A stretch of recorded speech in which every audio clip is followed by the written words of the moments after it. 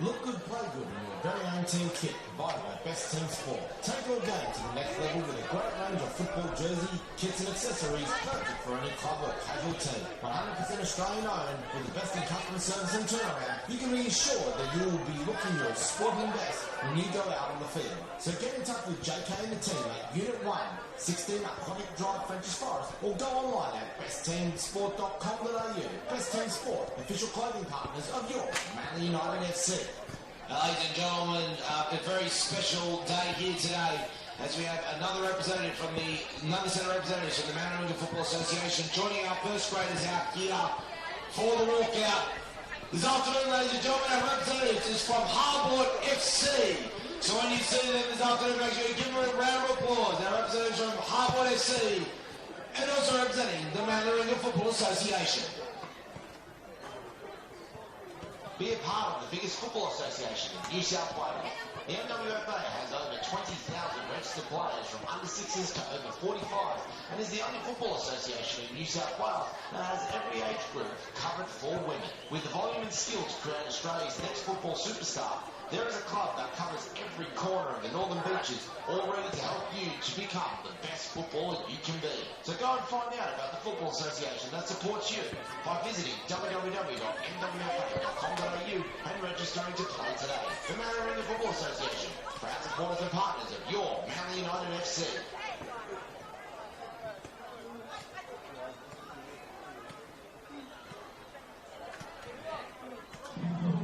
Ladies and gentlemen, at this stage we are still waiting for confirmation of the lineup for the Macarthur Rams, but in the meantime, we can give you the lineup for your Manly United FC. Number 2, Phoebe Gilbert. Number 5, Nicole Stewart. Number 6, Ruby Jackson.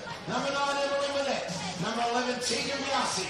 Number 12, Ariella Cabella. Number 14, Rhea Burton. Number 15, Emily Bastow. Number 16, Daisy Arrowsmith. Number 21, Jodie Dreamer. And number 34, Corinne Winkler. Our bench, number 3, Grace Arnold. Number 22, Ada Roberts. Number 27, Hallie Smith. Number 28, Valentina Bradley. Number 31, India Horsley. And number 40, Christy Kanagisa. That is the lineup for your Manly United FC. The Macarthur Rams lineup, hopefully coming to you shortly.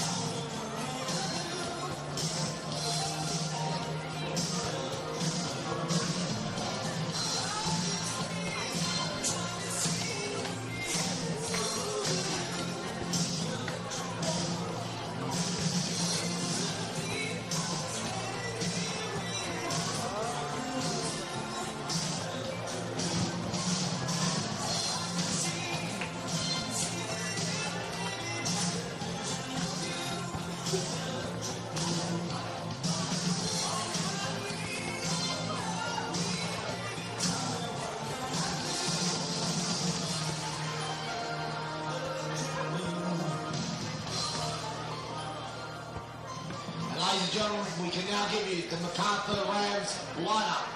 For the Macarthur Rams, number 2, Tegan Bertolicio. Number 3, Madison McComsky. Number 10, Melissa Caceres. Number 11, Bronte True. Number 14, Miku Sunaga. Number 16, Maya Lobo. Number 17, India Brera. Number 32, Bethany Gordon. Number 35, Tennille Hay. Number 44, Kelly Brown. And number 46, Teresa Morrissey. LMX, number 1, Kiara Rochette. Number 4, Libby Morris. Number 7, Chloe Gordon. Number 8, Lara Dipple. Number 18, Helena Halios Lewis. And number 19, Olivia Sloan. Those are the lineups for the 2 teams playing here at NPL New South Wales Women's.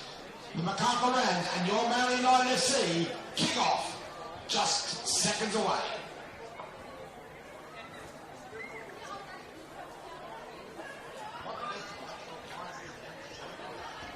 Visit our good friends at Bingley, Balgala and Monavale. With the finest in customer service and their famous negotiable prices, you are sure to find exactly what you need for your home and business. So make sure you go and meet the team at Balgala, Monavale or online at www.bingley.com.au and find out why Manly United FC likes Bingley.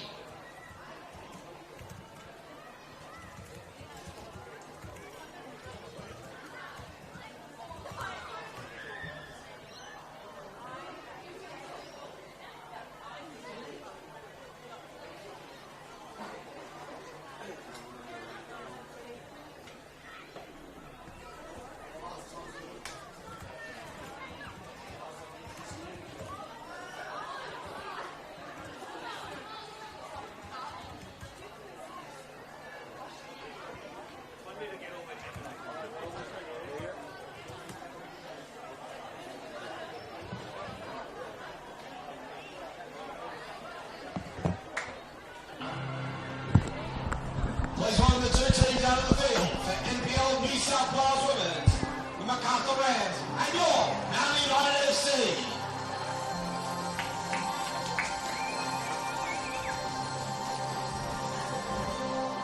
Hello everyone, welcome to Football New South Wales coverage of the NPL Women's New South Wales season. It's a massive game here at Cromer Park on the Northern Beaches. And 2 of the most storied clubs in this competition are about to do battle. Manly United versus Macarthur Rams, and 2 teams with plenty to play for over the remaining 3 rounds. Eric Subihana here with the commentary from the Lucas Neal stand. And for Manly United, they're in a rich vein of form, hitting their peak at just the right time. And they're hoping to make it back to the finals for the first time since 2020. While for Macarthur Rams, the 2-time defending champions, they're still in a heated premiership battle with RPL Leichhardt. They know they need to pretty much run perfect over the remaining 3 rounds to take the league title at the end of these 26 rounds. Oh, and wouldn't you know it, in the final round, they travel to Lambert Park to play RPL Leichhardt. But that's a matter for 2 weeks' time. For now, let's go through the 2 starting lineups. Firstly, for Manly United, we're expecting a 3-5-2 formation, and in goal for them, number 21, Jodie Draver. 3 at the back, number 12, Ariella Cabezas, number 34, Corinne Winkler, and number 14, Leah Burton. 5 across the midfield. On the left, number 5, Nicole Stewart. On the right, number 2, Phoebe Gilbane. In central midfield, number 6, Ruby Jackson, the captain. Number 15, Emily Bastow. And number 16, Daisy Arrowsmith. Up front, 4, Manly United. They've been their dynamic duo in recent weeks. It's number 11, Tegan Biasi, and number 9, Emily Ninette. For Macarthur Rams, their lineup, well, I actually haven't called Rams in 2 years, so no chance that I'm game enough to guess a formation. But anyway, here's the lineup. I know the goalkeeper, number 46, Teresa Morrissey, and the rest. Number 2, Tegan Bertolicio. Number 3, the captain, Madison McComsky. Number 10, Melissa Caceres. Number 11, Bronte True. Number 14, Miku Sunaga. Number 16, Maya Lobo. Number 17, India Breyer. Number 32, Bethany Gordon. Number 35, Tennille Hay. And number 44, Kelly Brown. Now, there's as a futsal Premier League aficionado, I recognise a lot of former Macarthur Quake futsal players in that Rams lineup. Shout out to Mel Keith. I know she's listening.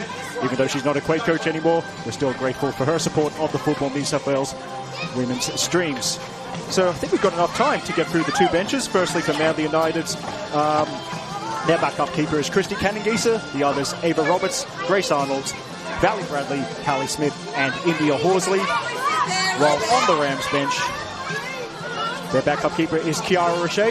The others, Libby Morris, Chloe Gordon, Lara Dickel, Helena Halios-Lewis, and Olivia Sloan.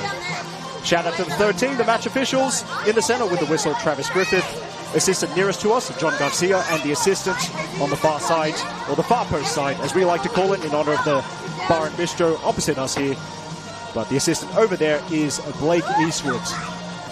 And your two coaches for Manly United, it's Tom Hopley, and for Macarthur Rams, the Macarthur Rams is also going to be the Perth Glory A-League women's coach for the next 2 seasons, and he is undisputedly the best-looking coach in Australia. That is, of course, Stephen Peters.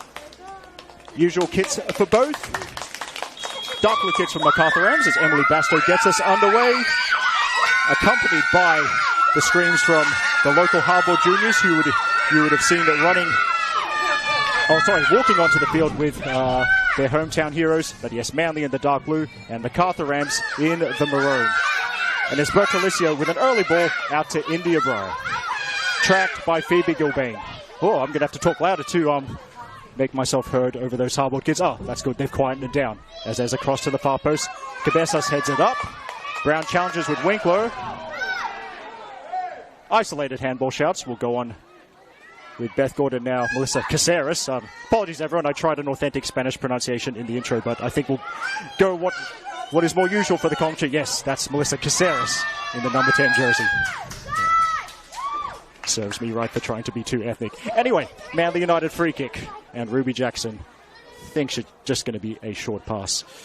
Yes, that form I mentioned with Manly United earlier on is their captain, I think, looking for Stewart, headed away by Tennille Hay. But Manly, who had a tough run in mid-season, but they are now undefeated in their last 6 games, 4 wins and 2 draws, and they kept their finals hopes, their hopes of reaching the top 4 series at the end of the season, very much alive with an excellent 2-1 win last time out away to Gladesville Ravens. As here's the cross, and Breyer will chase, won't get there, goal kick. But yes, last 7 days ago, Manly United travelled to the Arctic Circle and froze the Ravens out, winning by 2-1, and goals from Tegan Biasi and a spectacular late winner from Emily Minette, her 15th of the season, combining her tally from both League and Cup. What a season Manly's number 9 is having. As you go, the goal kick played to the goalkeeper. A little bit different. Something different that Tom Hopley's cooked up. Gordon plays it to India Breyer. Gilbane. And now I think that was true. Caceres.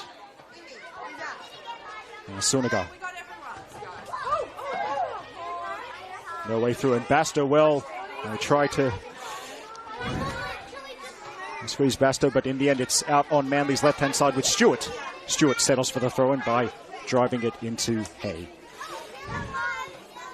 And I hope, apart from Mel Keith, that there's at least one other futsal aficionado there, because it has occurred to me that, of course, that this Manly United is out there, and therefore there are a lot of UTS Northside Futsal Club players also out there. So it's a little bit of a, shall we say, potentially a Quake versus UTS preview ahead of the Futsal Premier League season, which kicks off, I believe, on September the 14th. It's not too far away. As Winkler playing it back to Draver. Could have been a bit awkward for Draver. She's done well to go back to, you call her Winkler, Manly's American centre-back, although she has spent a lot of time in Australia. Now True. Brown plays it in. Suniga, not the most obvious aerial target, but it breaks for Caceres. Gordon is the backwards option. That's where it goes. Bertolicio's already overlapped, but they'll stay central for now. And it could be an early chance. Here's Bronte True, and Bronte True scores. The flag has stayed down. That'll be a goal for Macarthur Rams. They planted their flag here at the Northern Beaches. And it's looking good for Stephen Peters and the team. Bronte True, her 18th goal of the season. It's the perfect start. Teresa Morrissey loved that. She's run the length of the field here to join in on the celebrations. Macarthur Rams very much showing their premiership credentials. Well, there, Bronte True, the player signed. The player signed after impressing and scoring a lot of goals last season in League One Women's with South Coast Flame. Showing again why the Rams decided to give her a chance in the top tier. She has delivered. And more ammunition for the people that say Bronte True is better than her brother Jake.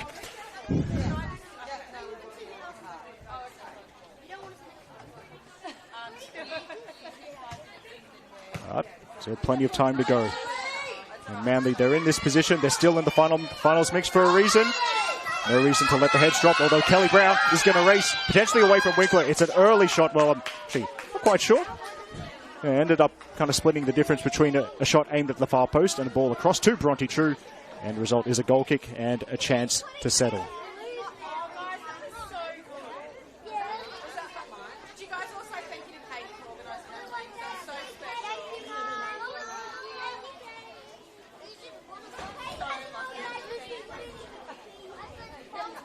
Again, Manly have Winkler taking the goal kick to Draver. A young keeper for Manly, I think still a teenager who moved in the mid-season. It's not technically a transfer, the mid-season registration window across from Manly's new neighbours, Northern Tigers. And she has impressed straight into the starting lineup. And Brodie Draver with a number of good performances already for Manly United. Breyer will somewhat lose touch, allows Gilbane, the fiercest of competitors, to steal in there. Oh, and that's, let's see, all eyes on Tegan Biasi, yeah. There's always a sharp intake of breath from the spectators when play gets hit in the face, but Tegan Biasi is all good. That's good to see. Cabezas, as Rams now press high, but that's nice from Cabezas and Jackson to get out of it. Stewart getting involved now to help secure possession for the hosts.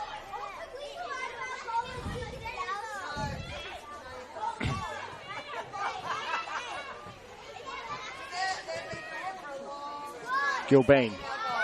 Biasi. And Biasi, little shimmy up against Lobo. She's got round Lobo, but there's plenty of maroon jerseys in the way as the cross takes the deflection. The combination of Hay and Bertolicio. Well, I was about to say they dealt with it. They didn't really. Minette probably didn't get the contact she wanted on that. Nice diagonal ball out to India Breyer. Well, I talked about Manly's form, but Macarthur Rams are in excellent, well, wow, they're better than excellent form. Really testing the vocabulary to describe their recent form, but we'll hold that thought as True races away. Cuts it back. Here's Brown and gets a foot underneath it. So nothing to trouble Jodie Draver's goal. But yeah, Manly's last loss was, I think, in late June in the Cup against the Ravens. Their last loss in the league was back in round 14, a home loss to Illawarra Stingrays. But in the league, I'm doing maths on the fly. This is never a good idea, but in the league, they have 25 points from their last 9 games. 25 points out of a maximum possible 27. 8 wins and a draw. So the only time they dropped points in that stretch was a 3-3 draw against Northern Tigers. But other than that, they've been close to unstoppable. And in fact, 5 clean sheets in their last 6 games as well, the Rams. Biasi keeps it in, but it'll be easy for Bertolicio. Breyer, nice ball to Suniga. Suniga has a wide option. That's True. So as Cabezas goes out to meet True. Brown. Brown cutting inside, but Stewart, as the second defender, plays it into the fence.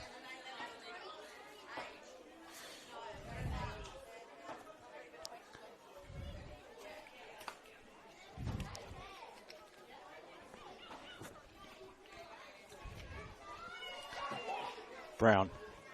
And Suniga slams it into Winkler. Winkler is in the way, but at the expense of a corner. First corner of the game goes the way of Macarthur Rams.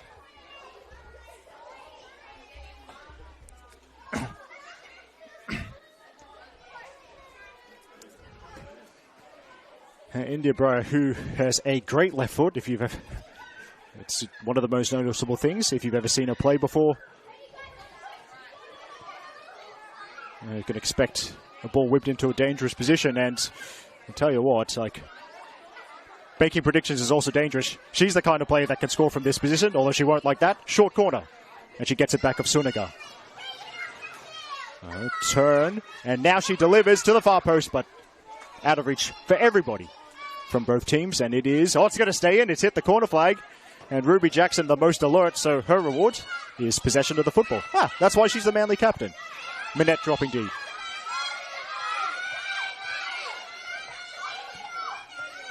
And the Harvard youngsters right in front of our media box, right in front of myself and today's camera operator, Raimundo, really adding to the atmosphere. Hope they don't burn themselves out too early, because as is Manly United home game tradition, they get to play a small-sided game at halftime. Love to see that with Manly United really engaging with local clubs and local youngsters, giving them this opportunity at all of their women's and men's home games. And also, this is the final first grade game for both in either women's or men's that Manly United have for this season. Biasi, the bounce favours her. Now, well, she's needs some options, so she took a look, and tell you what, winning the corner is actually a great result, because the support hadn't quite gotten there yet. Biasi was patient enough, and now it'll be the first flag kick of the evening to the hosts.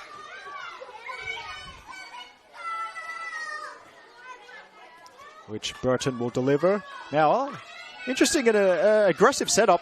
Rams have left 3 players up for this set piece while they defend it, and, well, you can probably see why, because that's excellent work from Teresa Morrissey. Well off her goal line.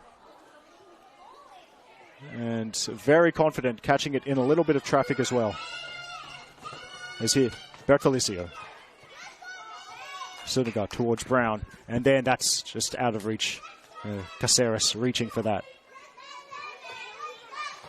Lawbor could have played herself into a bit of trouble and then commits the foul.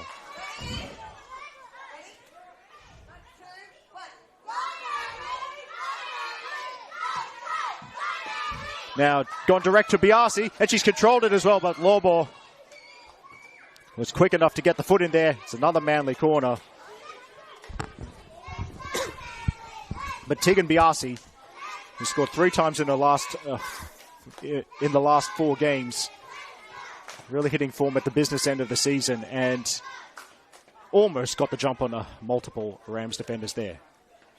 Burton across to the far side, right in front of the Peeler building. Let me tell you, just to clarify things, that is actually not part of Cromer Park. That is just a very conveniently placed building near this facility. But Burton delivers. Morrissey's up, and again, it's another confident cash.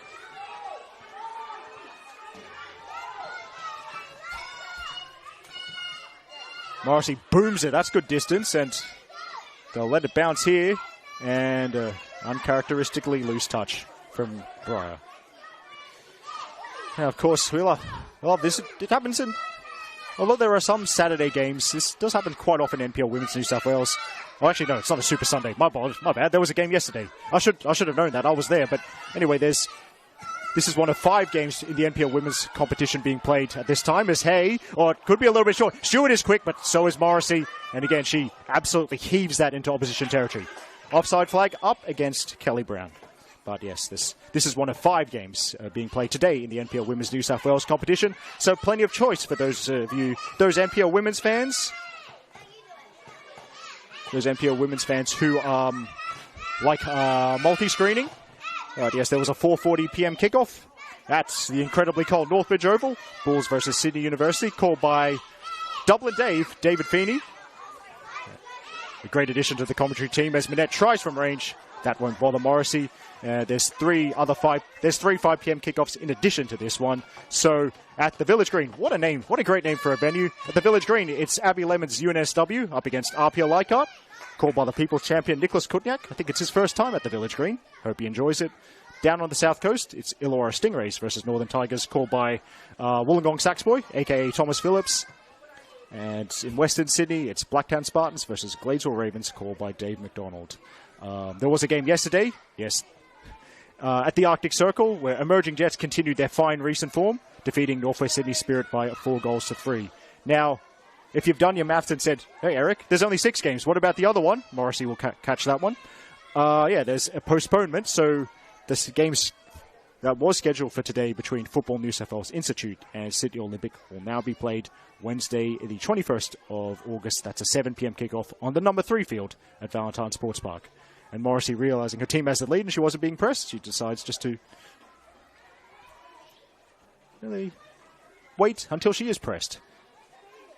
Now, speaking of Wednesday, the 21st of August, apologies if I missed this official announcement, but 21st of August on the Wednesday, as McComiskey trying to use her body, but Minette might have, which has made a nuisance of herself definitely, and it'll break for Gilbane on the far side. But yes, Wednesday, throw in for Manly, but Wednesday the 21st of August, also at Valentine Sports Park on the main grass field, 7:50 p.m. kickoff for the Sapphire Cup final, as Gilbane delivers that Sapphire Cup final between Northern Tigers and Sydney University, the team that broke my heart by eliminating my friend's team from the tournament.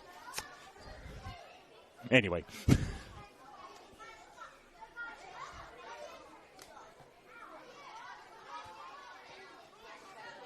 Caceres with a nice cushion header back to Bertolicio. Now it's a good flick from Brown, and Breyer is away here. Winkler's been drawn out of the middle while Brown does her best to provide a supporting run, and the footwork there not fancy enough to beat Winkler that time. So yeah, two games at Valentine Sports Park on at the same time. There'll be another Rams Throat. 2 games on at Valentine Sports Park at the same time on Wednesday the 21st, or almost the same time, 1:07 p.m., 7:15 p.m. kickoff. The perfect opportunity for any kind of State League sicko who would love to watch 2 games at once. Yes, I'll be there. I know. Probably standing that one corner of the building at Valentine Sports Park where you can see most of both fields.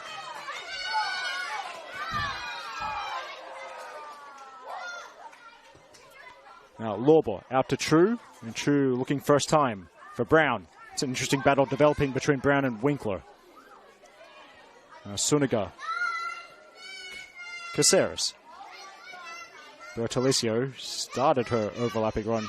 Expect the Rams number 2 to make lots of those runs down the side, but Lawbor can't find a teammate, so back to Manly possession it goes.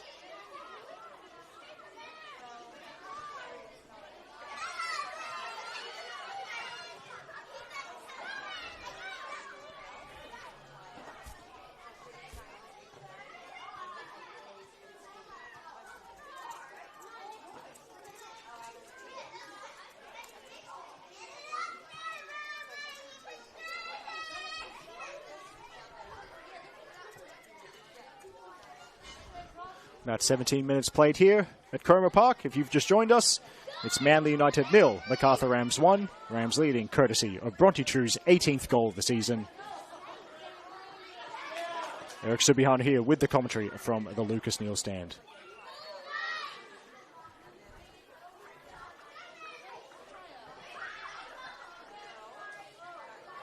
There's Bertolicio with the good defending there against Minette.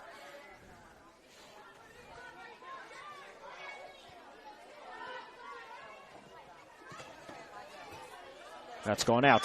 Flag up there from the assistant on the near side, John Garcia.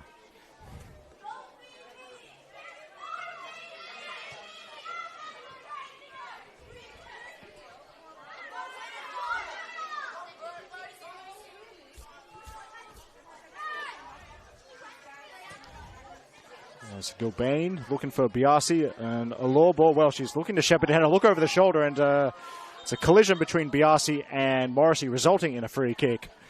And Travis Griffith, the referee, just checking on Morrissey's welfare. And actually, that will be also a yellow card, the first yellow card of the game going to Tegan Biasi. Now, well, we'll see. We hope Morrissey's going to be okay. And of course, unlike the outfielders, you can't restart until the keepers are okay. So yeah, good to see Morrissey restarts.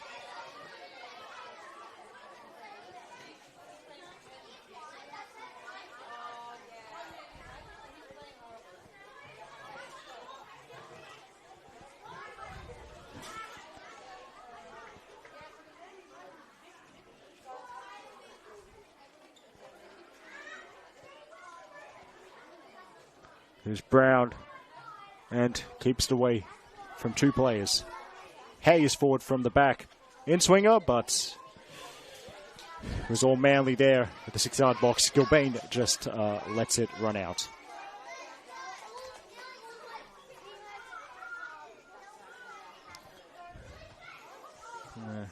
Mentioned Bronte True's goal-scoring achievements a number of times. Emily Minette is also having at least in a goal-scoring sense her best ever season in NPL. 15 goals for the season, 14 in the league, 1 in the cup. And she's scored from memory 6 goals in her last 7 games. She'd be an obvious route to goal for the hosts as they try to get back into this one. Biasi right in McComiskey's face, and now Morrissey well out of the goal.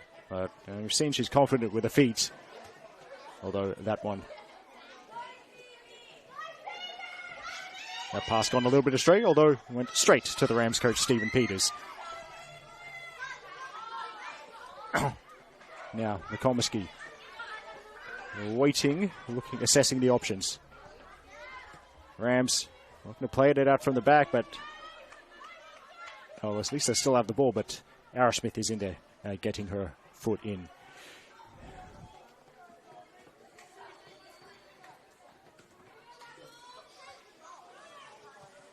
Still in this part of the field, so as those of you familiar with my commentary would know, my eyes aren't the best. Oh no, now it's on the far side. Well, identification could be a lottery here, but that's Tennille Hay. Right in front of the watching patrons at the far post. That's a great place to watch football, by the way. Highly recommended if you ever have the chance to get up here. Lots of places have grandstands, but how many times will you be able to watch a game of football from a licensed venue? Yeah, it doesn't happen often. Anyway, Caceres, she kept it in. Cut back. Suniga tried her best. Breaks for Manly and for Cabezas.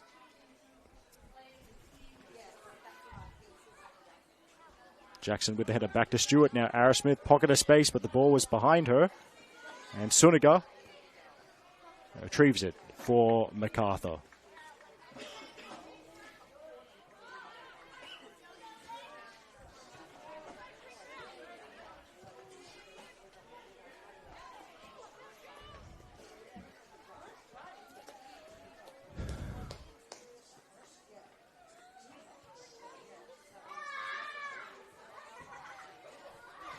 Now Biasi, I think she tried to drop the shoulder, let it run across her body, but Bertolicio not having any of that. Strong tackle and wins the throw. And gains a couple of meters, or a bit more than a couple of meters with that throw.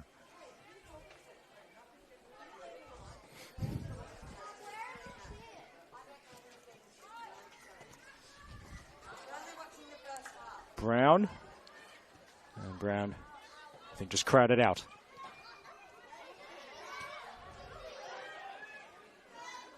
There's Minette. He's waiting for the options, and then it's good positioning from Bertolicio as Minette tries to kind of increase her partnership or relink her partnership with Biasi. Been a fruitful change, I think, relatively recent, at least change in formation for Tom Hopley. He seems to have settled on this front of Biasi and Minette, and the goals have followed. That's what's kept Manly in the finals race. As that, well, Draver was keen enough, and Draver very much a sweeper keeper. She wouldn't have minded having the ball at her feet that far from goal, but said it's a little bit more conventional positioning. And a nice ball to Gilbane as well. McComiskey with a look over the shoulder, then the ball over her shoulder. The ref rules that all's fair in that challenge, but now the spin favours Brown. She shoots from range, but that is... she had to scramble a little bit, but relatively straightforward for Draver, and she wants to get on with it. Of course, still early days in terms of determining the result for this one, but a loss, obviously would hurt Manly's chances of making the top 4. Wouldn't be the end of the world. As Arrowsmith shows nice control there before playing it forward. But yeah, after this one, Manly's last 2 games away to Sydney University. Into you never know, could be interesting timing. Interesting time to play Sydney Uni, because Manly are set to play Sydney Uni 3 days before Sydney Uni play in the Sapphire Cup final against Northern Tigers. But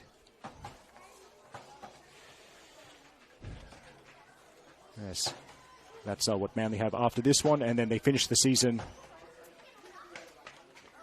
Manly finish their seasons, that'll be a goal kick at the absolutely frigid Northbridge Oval, an away game against Bulls FC Academy. Again, interesting timing, because, and congratulations to these two, by the way, but perhaps the way the fixture list has worked out, a bit of good fortune for Manly, because Bulls in that final round will not have the services of either Amber Lookmeyer or Trudy Simmons. Amber Lookmeyer is in the Young Matilda squad for the Under-20 Women's World Cup, which is going to be played in Colombia. Well done to her. Well, it's a tournament played at altitude, so I think the Australia Under-20 team taking as much time as possible, as once again, there's a discussion between Travis Griffith and Tegan Biasi. But yeah, that's why I believe today will be Amber Lookmeyer's last game for the Bulls before she heads off to a Young Matilda's camp. Trudy Simmons, yes. In case you're wondering why I mentioned her, yeah, I know she's not under 20 anymore. She's actually the goalkeeping coach, though. So well done to both of them, but might work out for Manly being able to play Bulls without either Lookmeyer or Simmons in the opposition. As Jackson heads sideways to Stewart, Hayes blocks any kind of forward progress. Of course, those two players out being for Bulls, opportunity for other players to perhaps step up, but I think I'm getting ahead of myself by about 14 days.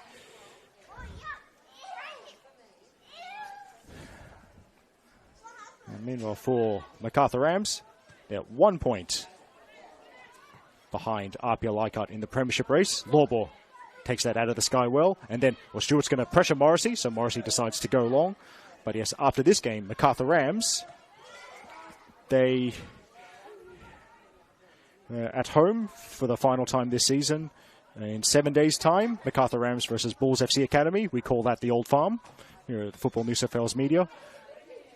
Offside against Kelly Brown. But also, by the way, Rams also getting to play Bulls without and not having to play against either Amber Lookmeyer or Trudy Simmons. But in the final round, absolute blockbuster. This one, Sunday the 25th of August, a 5:30 p.m. kickoff at Lambert Park, the home of Sydney's best barista. Macarthur Rams versus RPL Leichhardt, a game that probably will decide the NPL Women's New South Wales Premiership.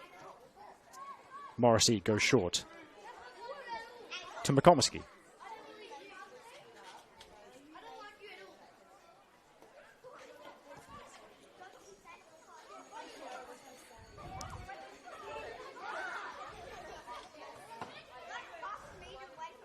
So Rams being, by the way, as they continue to build out from the back, as Rams continue to battle for the premiership with RPL Leichhardt, yes, because they play RPL Leichhardt, they know they win their remaining 3 games, they'll be the premiers. Hay is fouled by Stewart, and I mean, not 100% sure on this, but I'm just going to assume that if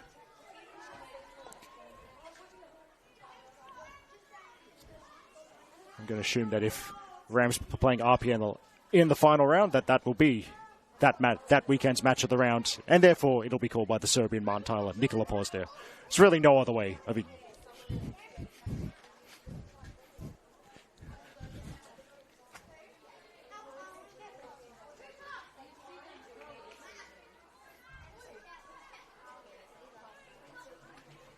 Lawbor plays it forward now. Brown finds True. There's a free player in the middle, but True goes herself, and it's fingertips from Jodie Draver. Corner kick coming up. That's an excellent save, though. And Bronte True, I mean, edge of the box. No defender really close enough to affect the shot. And obviously, despite the free player possibly to her left, if you were your team's top scorer, you'd pull the trigger as well, and you know it. Corner coming up.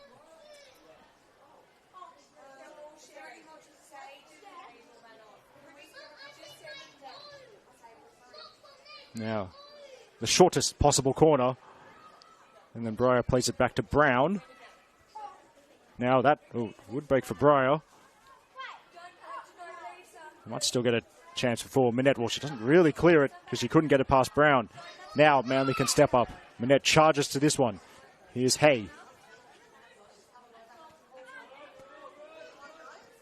Now, Hay, it's great persistence from Hay. I mean, Dopic really in quick succession putting the pressure on 3 opponents.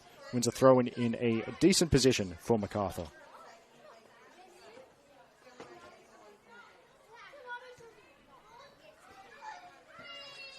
Now, it could be a sore one for Gilbane. She's okay. Good.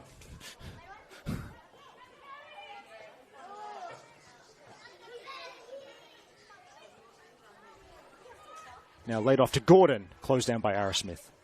True. And True. It's going to loop up, but, you know, relatively comfortable for Draver.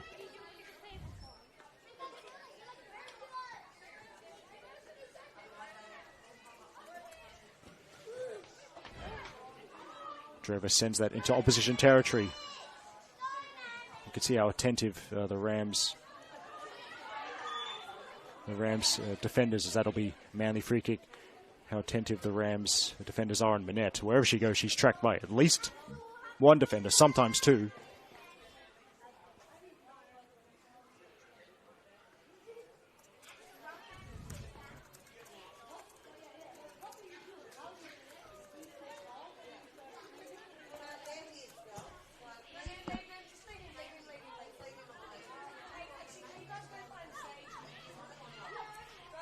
Sorry about that, just fixing up my mic for a moment, but it's the visitors on the move. Nice ball from Caceres to find Hayes' overlapping run.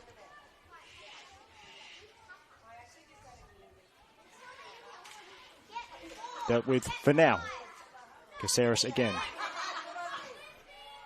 Finds the passing angle for Gordon. Now, Breyer tried the first time ball, got it back off a defender. Bertolicios pulled out wide, but Caceres loses out to Minette, who had the right idea, looking to use Biasi's speed. But Morrissey, great starting position, as the goalkeeping coaches like to say. And sweeper keeper, an example of the sweeper keeper there from the Rams number. I was about to say Rams number 1. She's actually Rams number 46.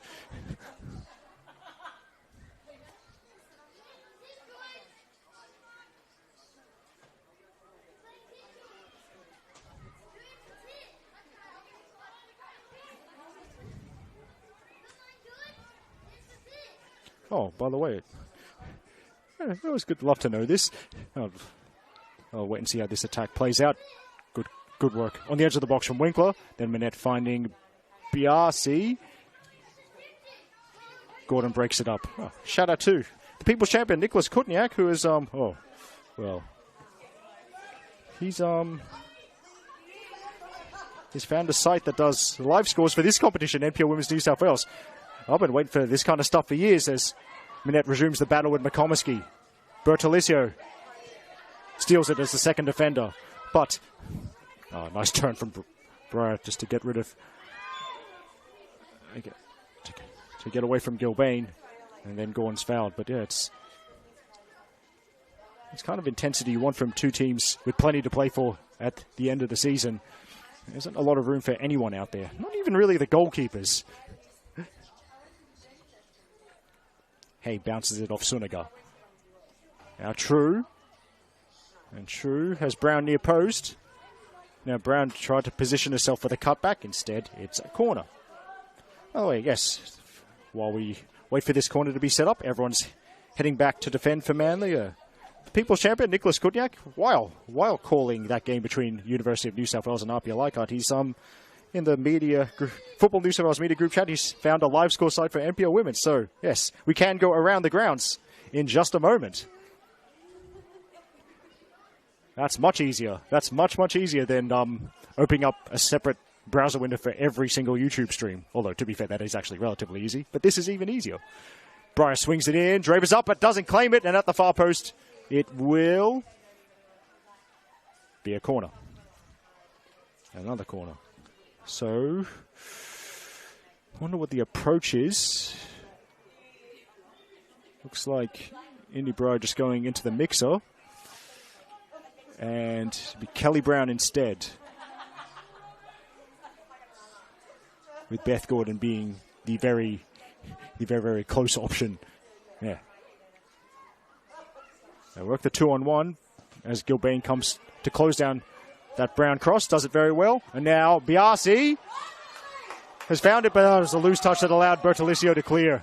Ooh, that was vital for the Rams' perspective, because if Biasi had the support coming, and on another day could have been a 3-on-1 counter-attack for Manly. But here's Macarthur. Decent cross. Played behind. The corner kick starting to mount for the Rams by my very unofficial handwritten tally. That's 5 corners for the visitors already.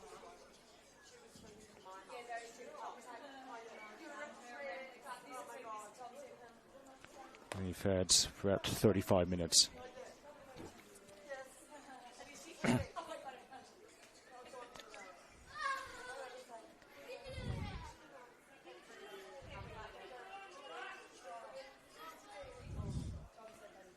Brown delivers, and again, well, Draver's under pressure, and it's gone in. Not sure who that's off. I might have to check the replay, but the important thing is Rams have doubled their lead. And it was a devilish delivery from Kelly Brown. We know her for her goal scoring. This time she's helped set one up.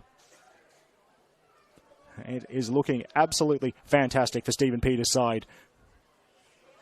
And I'm just looking at the replay now, and yeah, I think, fortunately for Jodie Draver, I think that's going to be an own goal. But, for Macarthur Rams, as you know, I mean, if you've ever plugged the two respective venues into Google, this is quite a long trip for the team in maroon, but this is the kind of stuff dreams are made of in terms of away trips. 2 goals up inside 36 minutes.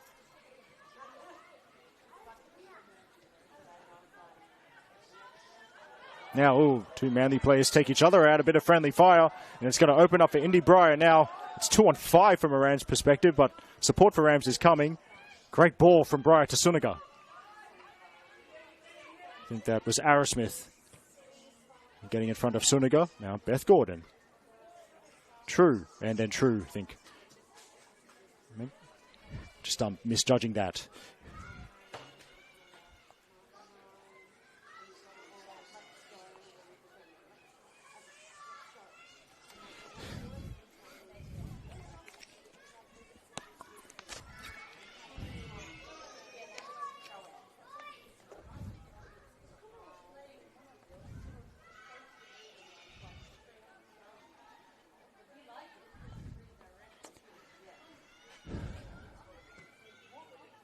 Draver goes long.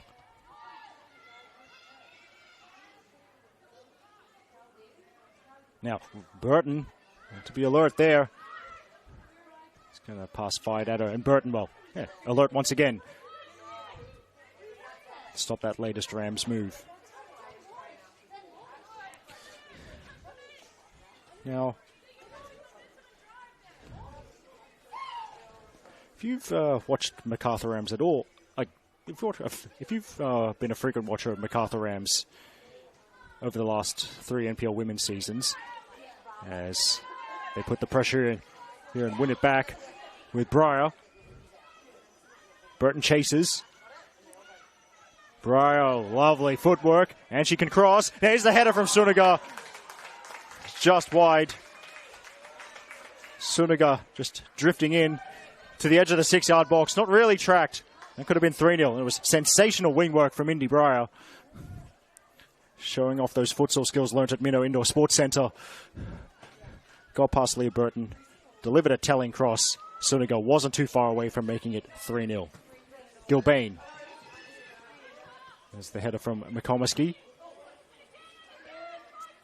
Now Arrowsmith. That's defending from Bertolicio. Then Arrowsmith commits the infringement. Now, Take Two are telling this story. So, if you've watched Macarthur Rams frequently over the last 3 NPL women's seasons, you will notice there is someone not in action today. That is, of course, iconic Rams midfielder Darcy Malone. And if you're missing watching Darcy Malone's silky midfield skills, that's a yellow card to Arrowsmith. And yes, if you're missing watching Darcy Malone in action this evening, trust me, you are not missing her anywhere near as much as I am at right now.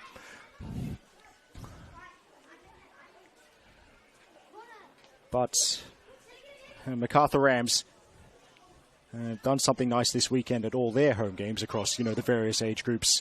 It's in honor of Darcy's late mother, Nicole, who very much a beloved member of the Macarthur Rams family. They doing some work and some advocacy work in support of the fight against ovarian cancer, which unfortunately took Nicole Malone's life.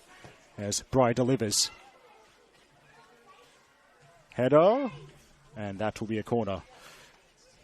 And yes, Darcy Malone, of course, ongoing, tough to lose a parent at such a young age. It's actually something that an experience I'm familiar with.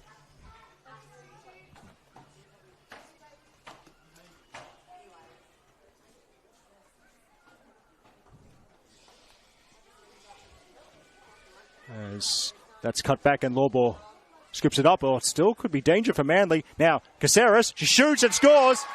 Melissa Caceres. What a wonderful goal. And it's unbelievable for Macarthur Rams. 3-0 before half-time. What a lead. Even they're in form, but even they couldn't have dreamed that this would be the outcome. Melissa Caceres, they kept it alive just long enough, and then the technique was brilliant to keep that ball under the crossbar. Draver had no chance, and the Rams are loving life at the moment. Magnificent. Now,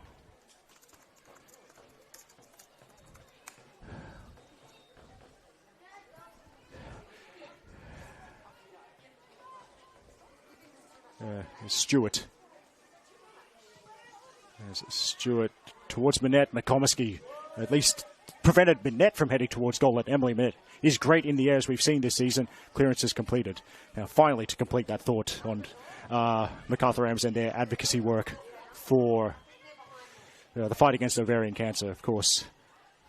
As Minette is crowded out, might break for Stewart, and Bertoliccio's had enough of that and just sends it as far away from the goal as possible. Sorry to do this story in two parts, but Darcy Malone, of course, she's not the only person who's played for Macarthur Rams in that family. All four of her siblings have played for Rams at some point in their lives, including Maddie, who's now at SD Raiders, her other sister Bridget, and her two brothers Christian and Declan. So it's good to see, and thanks to Melky for letting me know that they'd done this.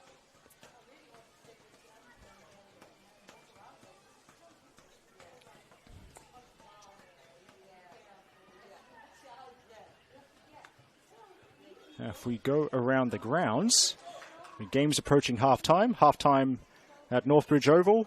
And who knows, that ground might be frozen by now, but it's Bulls FC Academy 0. And Sydney Uni, the team that broke my heart in the Cup, they're leading by 1-0 over the Bulls.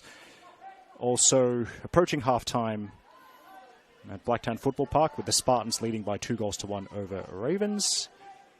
Down on the south coast, Tigers leading by 1-0 over the Stingrays. And, well, how about this? At the Village Green, UNSW are leading RPL Leichhardt by 2-1. That's a very interesting result.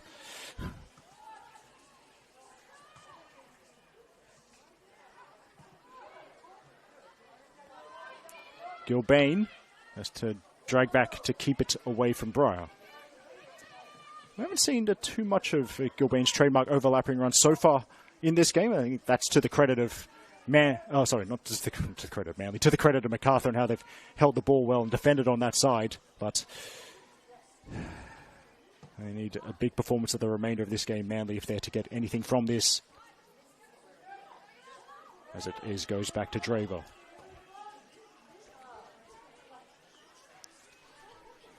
Now, yes, just see, we're in the final minute of regulation time for the first half.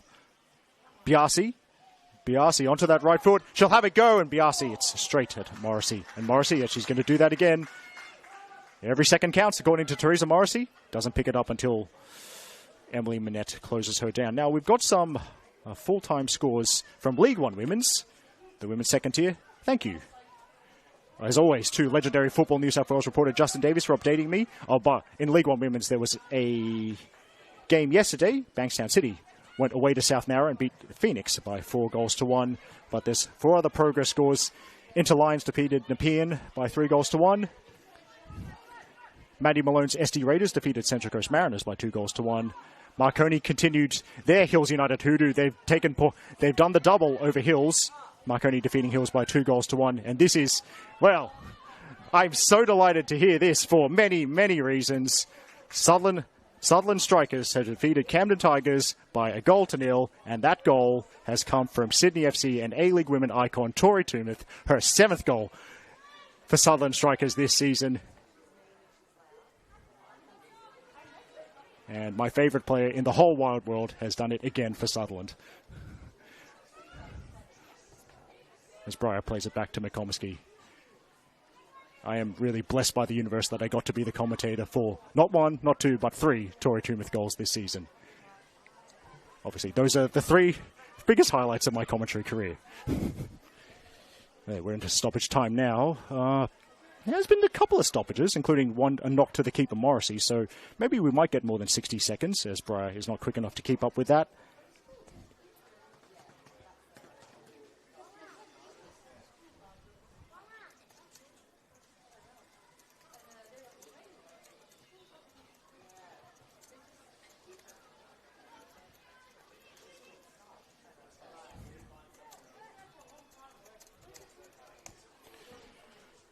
Dravis sets it now. I'm going to see if Travis Griffith, is he looking at his watch at all? Let's see. Nope, actually, that'll be it. What a 45 minutes for Macarthur Rams. They're leading by 3-0 over Manly United. Bronte True opened the scoring in the 4th minute. And then an own goal off a devilish in-swinging corner delivery from Kelly Brown made it 2-0. Melissa Caceres scored a lovely goal of her own with halftime approaching to make it 3-0, and that's how we got to where we are. This is Eric Subihana with tonight's commentary from Cromer Park. We'll take a break, about 10 minutes or so, then we'll be back for the second half.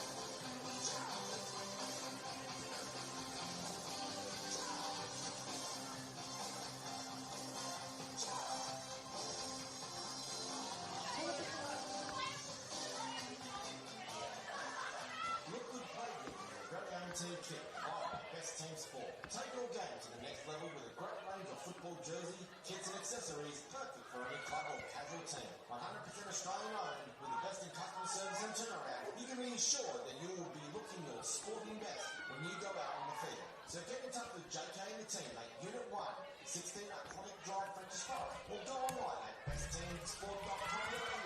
Best Team Sport, official clothing partners of your Manly United FC. Ladies and gentlemen, out here on the field today for your halftime entertainment is a series of small-sided games involving participants from the Girls SAP program for Manly United FC.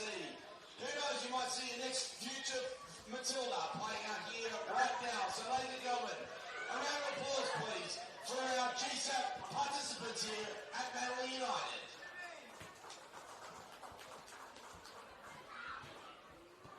Upstate Real Estate is your new local real estate with over 100 years experience within the Northern Beaches. Combining a wide range of knowledge and understanding of a local and personal touch, Upstate Real Estate delivers 5-star service with the drive and passion that your property deserves. Featuring our very own Johnny Hall, Upstate has one goal for you, to help you find yourself in a better place. So give Upstate Real Estate a call on 9971 9000 or visit www.upstate.com.au. Upstate Real Estate, proud partners of your Manly United FC.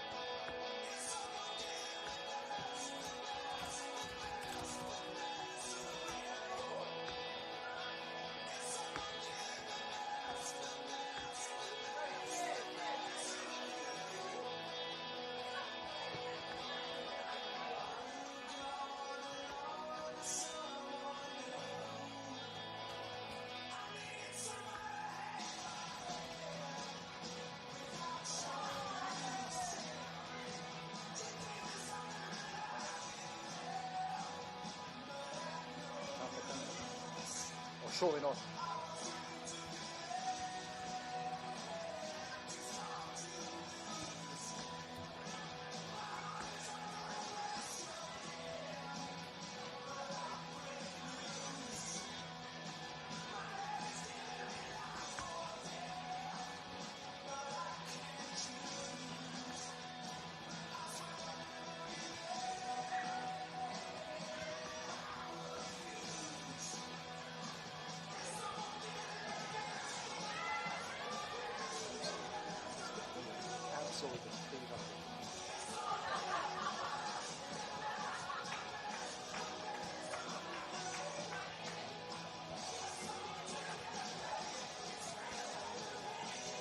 Oh, good job, Romania. Dork.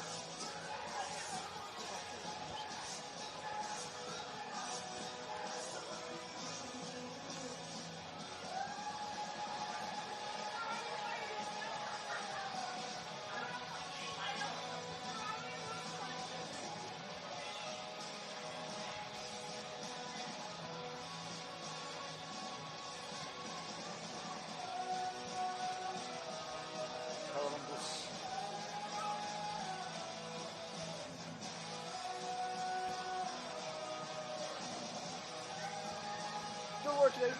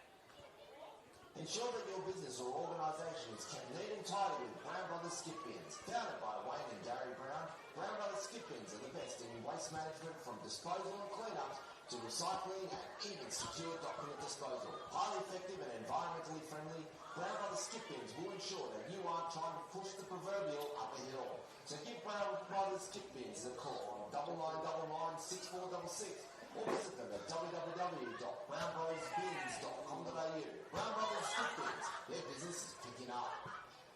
Just a quick reminder, ladies and gentlemen, that in 2 weeks' time we'll not only have the junior finals here at Cromer Park, but Cromer Park will also be hosting the NWFA Men's and Women's Premier League semi-finals. So make sure you join us here in 2 weeks' time for junior finals and the NWFA Men's and Women's Premier League finals.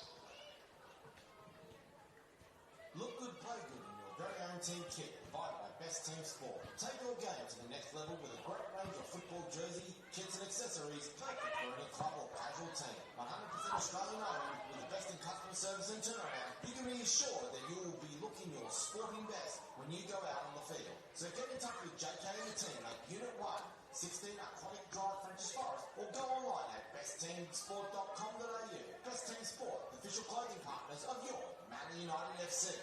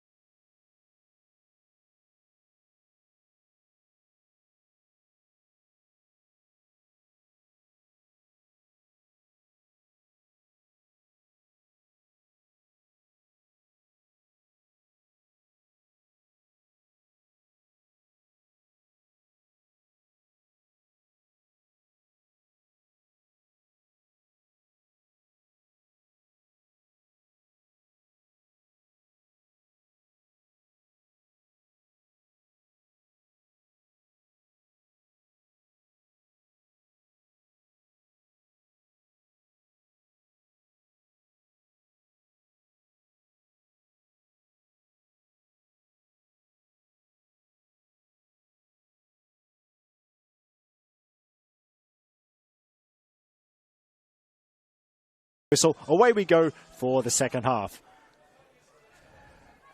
Now, we'll do a reminder of the lineups out there for both sides. First, just got to make sure there weren't any subs at halftime. No fourth official in this competition. I can already tell from a quick scan of the heads and shirt numbers. Rams are as they were to begin this game. You know what? I wonder if...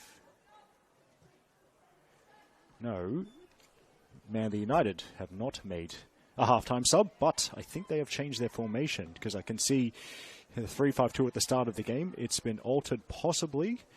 It's definitely looks like 4 at the back, at least at this early stage, possibly more of a 4-3-3 shape, but I'll keep an eye on that for all of you.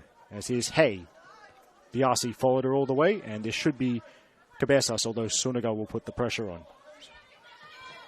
Hay, already back, and it will be a Manly ball. Loba with the headers. Emily Minette and her 15 goals this season continue to be closely tracked by the Rams defenders. Breyer. Now Suniga. Caceres goes back to Lobo.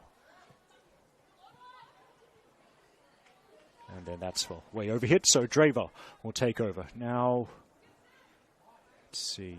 Okay, yep, that looks like a 4-3-3 for Manly. So just a reminder of the lineups in case you missed them at the start of the game. Firstly, for the host, Manly United in goal, playing this pass now. Well, number 21, Jodie Draver, 4 at the back from left to right, which looks like... Actually, hang on. Winkler will play it behind for the corner kick.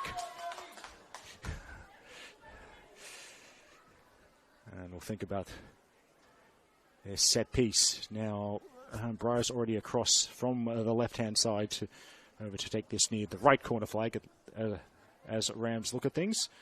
So, they haven't minded the short corner at times, but I think they're just going to let Indy Breyer whip one in. Oh no, now there we go. Is that count as a commentator's curse? It's another short corner. And Breyer drives one straight at Gilbane. She might get another chance. Wants it on the left foot. Cabezas will get it away. Biasi won't catch that. Now, Manly's lineup. In goal, number 21, Jodie Draver. The 4 at the back, from left to right. That's number 12, Ariella Cabezas. Number 14, Leah Burton. Number 34, Corinne Winkler. And number 2, Phoebe Gilbane. 3 in midfield, the captain, number 6, Ruby Jackson. Number 15, Emily Bastow. And number 16, Daisy Arrowsmith. And the 3 up front. On the left, number 11, Tegan Biasi. On the right, number 5, Nicole Stewart. And furthest forward, number 9, Emily Minette. Now for Macarthur Rams, they're as they were to begin the game as well. So in goal for them, number 46, Teresa Morrissey. The back 4 from left to right. This player, number 2, Tegan Bertolicio. Number 3, Madison McComiskey. Number 16, Maya Lobo. And number 35, Tennille Hay. 3 in midfield. Number 14, Miko Suniga. Number 32, Beth Gordon. And number 10, Melissa Caceres. And the 3 up front on the left, number 17, India Breyer. On the right, number 11, Bronte True. And at centre forward, number 44, Kelly Brown. There we go.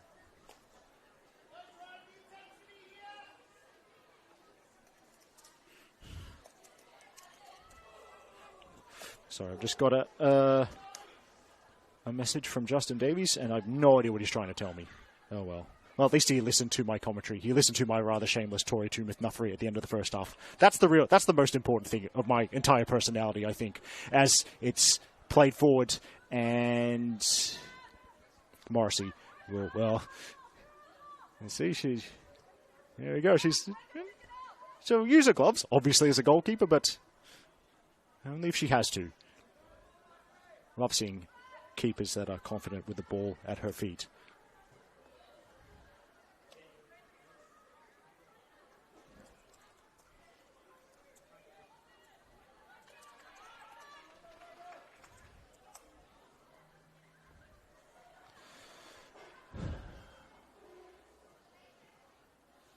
Bastow can't keep it in. So we're going around the grounds now.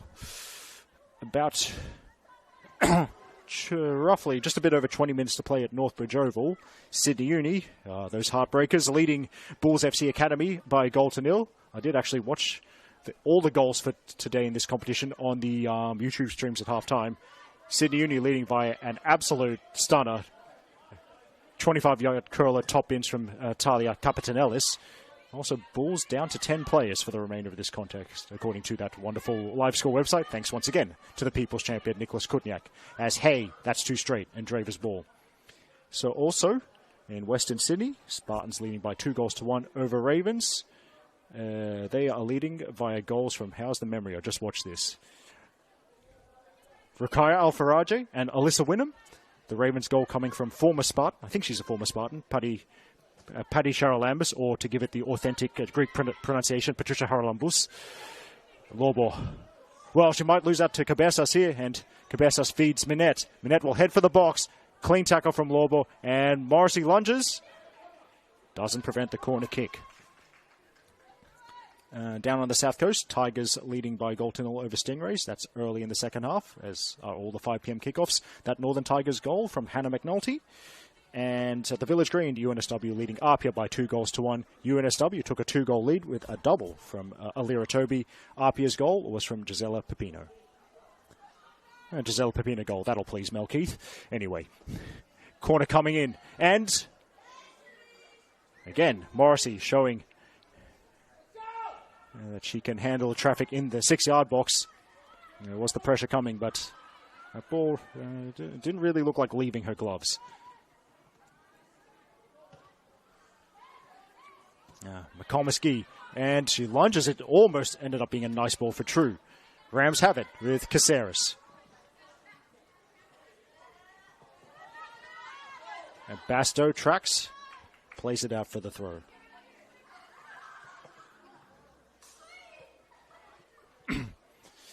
Yes. Yes, now I got... I finally understood that Justin Davies' messages. He's expressed his desire for UNSW to hold that 2-1 lead against Apia, presumably because he's a big Abby Lemon fan. Aren't we all? Hey, overlaps. And keeps the ball in, forcing Winkler to clear. And she goes for the sideline. Perhaps a reminder of the subs out there, players we might see later on, because we're getting close to the time when teams traditionally like to make, or coaches traditionally like to make their changes. Jackson heads back to Cabeza. So firstly for Manly, Christy Cannongeese is the backup keeper. The others, Ava Roberts, Grace Arnold, Valley Bradley, Hallie Smith, and India Horsley. While for Macarthur, Kiara Roche is the backup keeper. The others, Olivia Sloan, Libby Morris, Lara Dipple, Chloe Gordon, Beth Sister, and Helena Halios Lewis. Now, I like giving the backstories on players. I mean, we're probably not going to see Rams backup keeper Kiara Roche this evening, although you never know, but I think I might tell my 2 favorite Kiara Roche stories anyway. Back from her time at Blacktown City. Through ball to Brown, and it's Draver's ball. So the first of those Kiara Roche stories was, what year? The 2022 League One women's season. She was at Blacktown City. They were hosting Interlions. So keeper, she had a finger injury, but I've talked about keepers being good with the ball at their feet. How about this? She had a finger injury, so Blacktown decided to play her as a substitute striker. She came on in the late stages and scored twice in, I believe, a 4-1 win for Blacktown City over Interlions. And for quite a long stretch of the season, she was actually like near the top of the Blacktown City goal scoring charts because of those 2 goals. Caceres looking for Brown. That'll be Draver's ball. Now, the second, I think my absolute favorite Kiara Roche story. Burton on the ball here for Manly. Back to the keeper Draver as True starts the press. Here's Basto. Gordon, very combative midfielder, and she's helped win possession. Breyer. And elects not to pass to True. Goes back to McComiskey. Don't worry, I haven't forgotten that Kiara Roche story. How could I forget this? You'll understand why in a moment. Strong tackle from Gilbane. But yes, from the 2023 League One women's season, Kiara Roche's Blacktown City, away to Interlions at Majors Bay Reserve. Losing for most of the game. They pull it back to 2-2. In the dying minutes, Blacktown win a free kick. Kiara Roche, by the way, in goal for this game. Blacktown win a 93rd minute free kick. Kiara Roche charges up from a goal. Waves all of her teammates out of the way, puts a 25-yard free kick into the top corner. Blacktown beat Interlines 3-2. And then she won the 2023 League One Women's Goalkeeper of the Year award at the Football New South Wales Gala dinner. By the way, she was actually good at the actual conventional goalkeeping. It wasn't just because of that goal, just to clarify. Free kick to Manly United.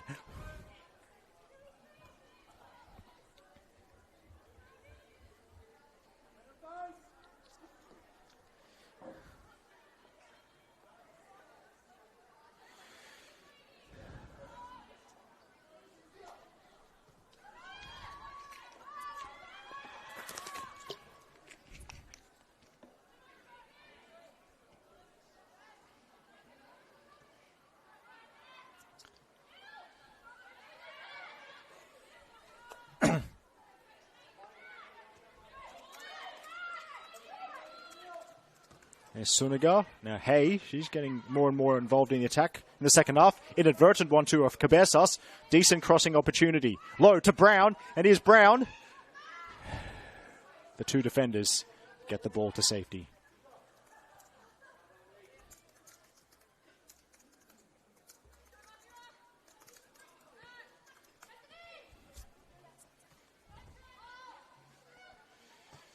It's Gordon, but that's Gilbane. Gilbane slams it into True. Breyer wants it on the left foot, and True, well, at least quick enough to force the clearance from Stewart.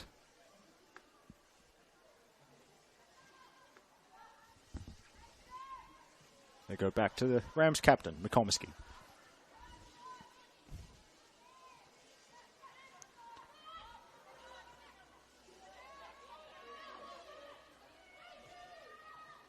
And as man, they try to build down the far post side of Cromer Park. It's covered. I think the two number twos going head-to-head for a moment there.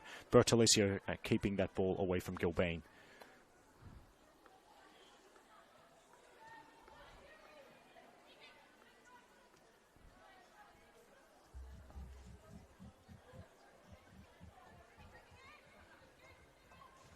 Gordon forward to Breyer.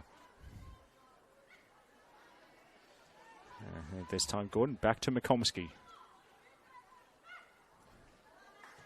Now McComiskey looking for the killer pass. That's a brilliant ball out from the back. Gordon, left-hand side, up against Stewart.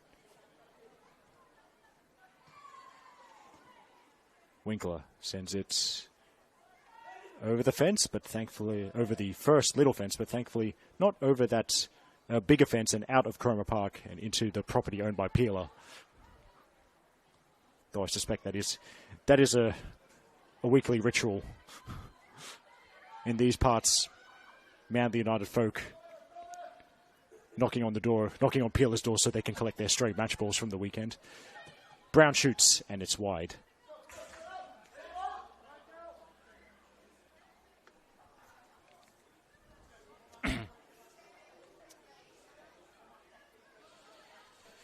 That reminds me, we love promoting streams coming up. So there is midweek action from NPL Women's New South Wales, a catch-up game. It's Wednesday the 14th of August at Petermore Field, Sydney Olympic hosting at Northwest Sydney Spirit.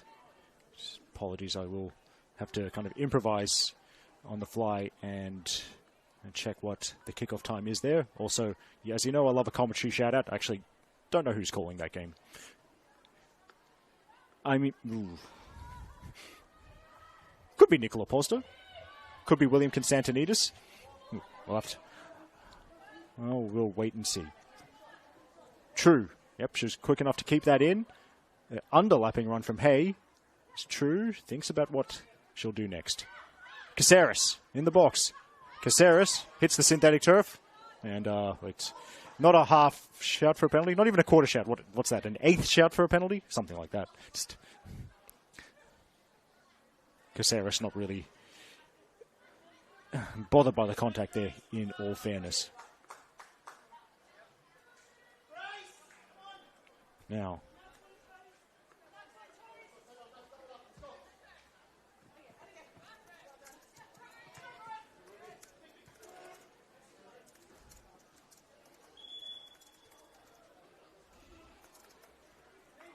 In fact, this is going to be a substitution and one sub for each side.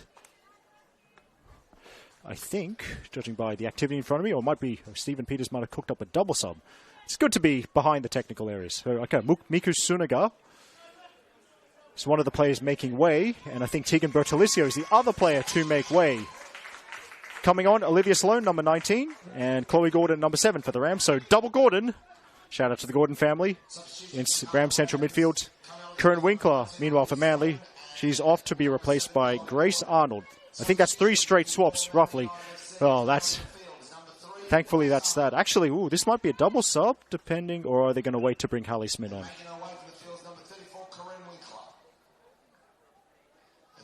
Oh, no, Hallie.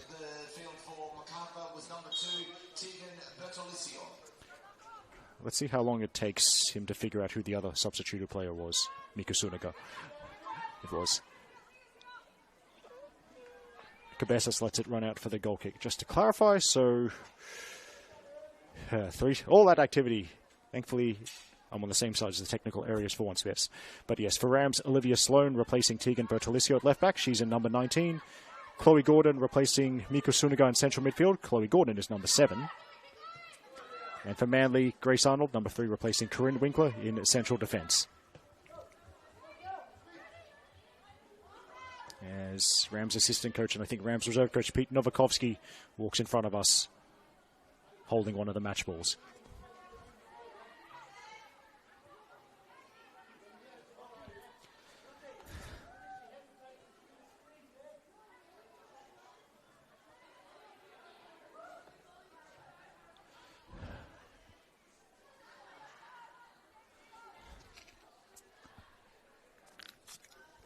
Oh, the goals keep flying in elsewhere. Let's see. Oh, might have time to do this. And there's been a goal at Blacktown Football Park. Ravens have equalised against Spartans 2-2 there. Plenty of goals in the second half. At Macedonia Park, plenty of action for Sax boy Thomas Phillips to call. It's 2-2 between Stingrays and Tigers, and more goals. More goals at the Village Green. UNSW leading Apia Laika by 3-2. What a game. What an occasion. What an occasion for the People's Champion, Nicholas Kutniak, to make his first trip to the Village Green and call from that particular venue. By the way, straight swap in central midfield for Manly United. Hallie Smith, number 27. My favourite number, by the way. She's replaced Emily Basto.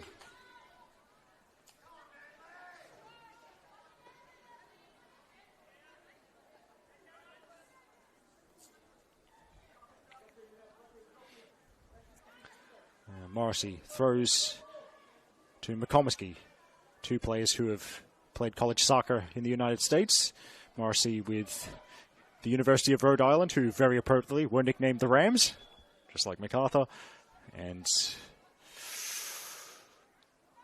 Madison McComiskey is actually back in Australia after a stint of a few years at the University of the Incarnate Word. Yeah, by that time, yeah. Yes. I'd assume from that name it's a Catholic university or some kind of Christian university. I think it's in Texas from memory. And shout out to Lockie France, the head honcho behind the College Matildas website, for reminding me of all this, what we like to call College Matildas rated info. Aussie women who played college soccer in the United States. Casera, she still has the ball, and she's still going. How? She might get the shot away, or set up for Brown, and it's 4-0. Sensational work from Melissa Caceres. Got the better of 4 or 5 defenders. And then she put it on a plate for Kelly Brown. And the Kiwi sharpshooter has made it 4-0. And the Rams are pretty much out of sight here. With 25 minutes to go. Brown played a part in the second goal, which I think will go down as an own goal that Rams have scored this evening. Now she's got one of her own. Kelly Brown, 11 for the season. But so much good work done there by Melissa Caceres, one of the most creative players in this league. She showed she got quite a bit of fight in her as well. And she battled so hard for possession and had the creativity as well to set up the chance. So fight and creativity, yes, Caceres is a futsal player. And Rams absolutely flying.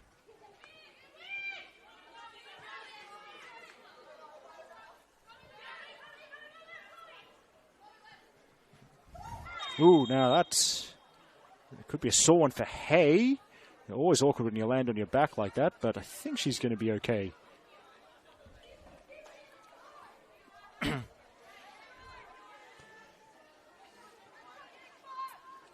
Here's McComiskey. Now, Olivia Sloan.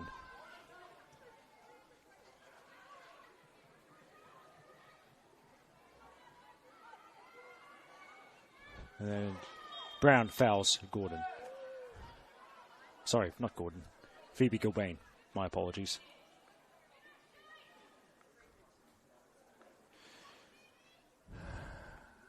Well, actually,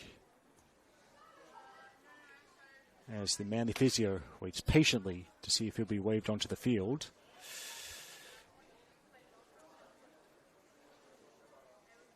Gilbane, well, they haven't, no signal yet which suggests Phoebe Gilbane is going to get up slowly, but yeah, that's good to see. All right. Now, you look at this Rams performance, you think, and I think going into this game, they had 3 double-figure scorers, those being Bronte True, Kelly Brown, and Miku Sunaga, who really have been, at least from a Macarthur Rams perspective, the most iconic trio since Destiny's Child. And Sunaga, she hasn't scored today, but True and Brown have. The performance of those two have been such a big reason for Macarthur Rams in their commanding position as we head into the closing stages of this game. Now that, goal kick.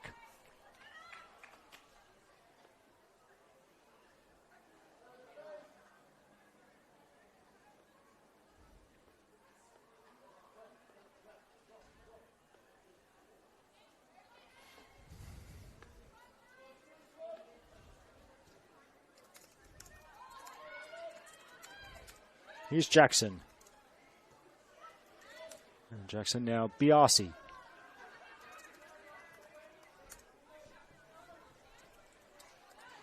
Now Biasi chases, but it's Lobo who's sent that into the fence.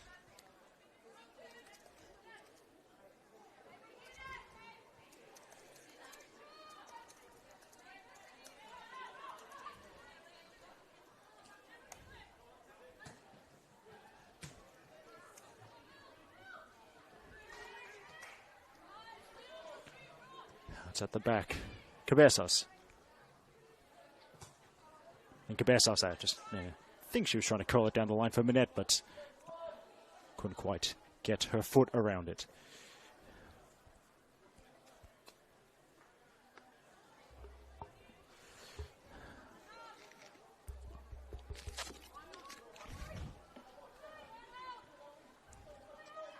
Smith, 1-2 off an opponent, if that makes sense. And Smith, fouled. Fouled by Tennille Hay. And Teal Hay asking the referee, what is the charge?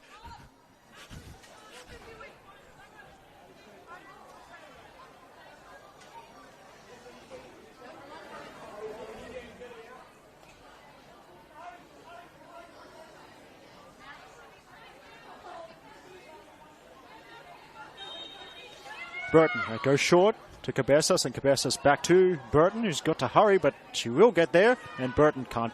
Beats one defender, but not the second. That is a succulent sliding tackle from Tennille Hay at the expense of the corner kick.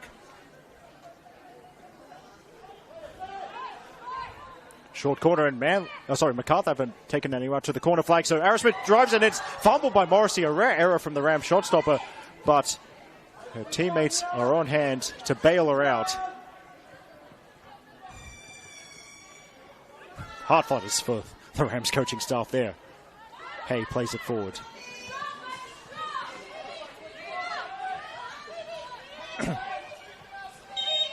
Gilbane wins the free kick off True.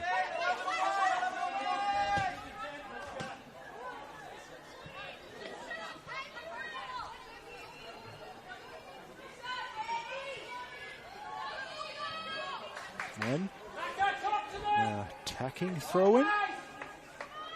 Oh no, sorry, my apologies. Somewhat attacking throw-in, which Cabezas takes. Hey, good header. She's had a very good game on the right-hand side of the Rams backline. Brown. It goes past players, and now the persistence from True. They don't want to sit on this 4-goal lead. Draver plays it forward. Unusual loose touch from Gordon there. That's a nice ball from Jackson. The keeper's off the line. Biasi plays it into Morrissey, and Morrissey, well, what's the decision?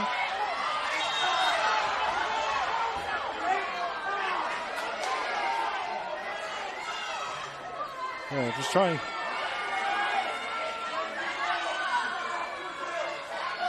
Yeah, the crowd aren't best pleased because they want a red card. I'm sorry, I'll have to look at the replay. I know it's not a red card. I'm just trying to see if she got booked at all. Anyway, Manly free kick. The home fans are, they are not best pleased. Let's say that.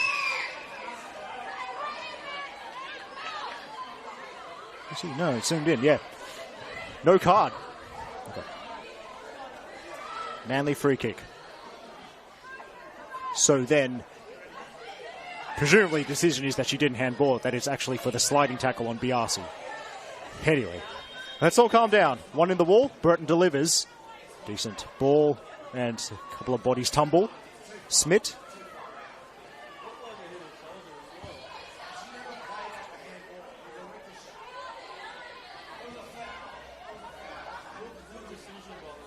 Some continuing discussions referring to the laws of the game and what the conventional interpretations are going on to our left. Cabezas swings for goal, and that will go wide.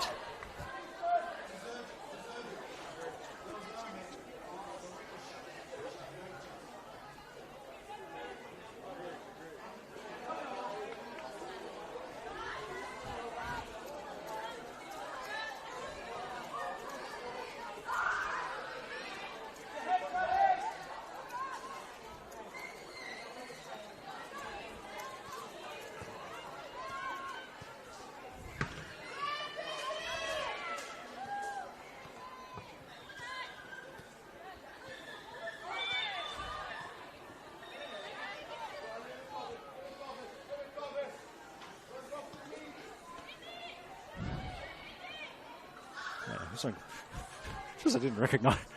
So I heard a different voice in the Manly technical area. That's one of the other assistant coaches, Nico Bonarigo. I was thinking, that doesn't sound like Tom Hopley. Yeah. Here's Burton against Brown, who commits the foul.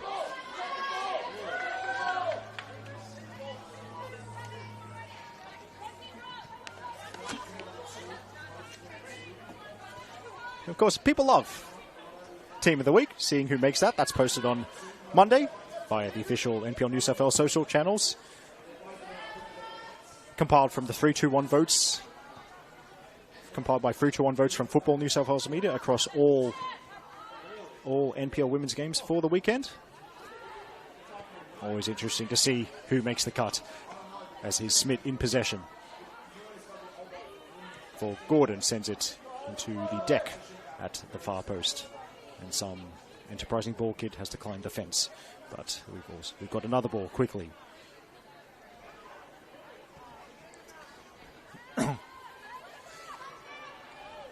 Smith. Oh no, sorry, that's Smith on the ball now. My bad. I see. Conversations there. I see other people tracking live scores. You'll have to go around the grounds in a virtual sense. Good defending there from the Rams. And Sloan will try the diagonal. Gordon, it's a little bit awkward, but Gordon does well there. Finding her sister. Chloe finding Beth.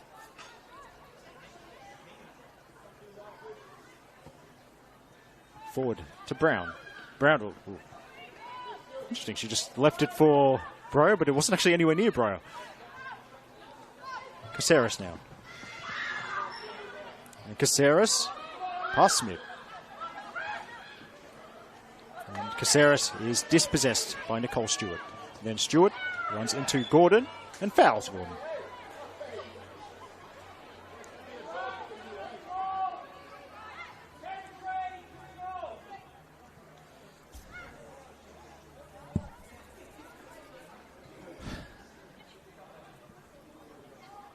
McComiskey. Just plays it to Bryce. Drop deeper. Sloan is overlapping. She's further forward in this phase of play. Broken up by Gilbane. Now Beth Gordon. Bit of a sister act going on here between Beth and Chloe.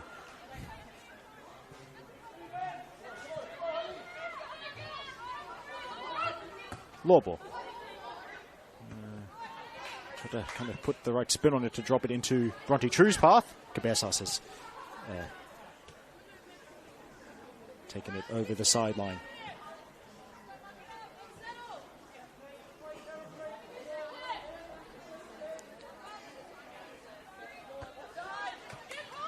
Hey. It's, oh yeah, that'll be Mandy's ball. I don't know what I was unsure about. Yeah, I told you.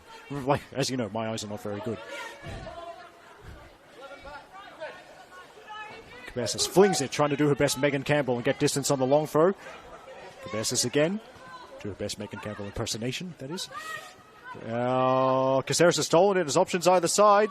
Pokes it to Brown. Braggins offside. Now, ooh, hang on. Are we going to see a keeper sub? Are we going to see Kiara Roche on the field? I hope she's on free kick duty if she comes on. Please. Anyway.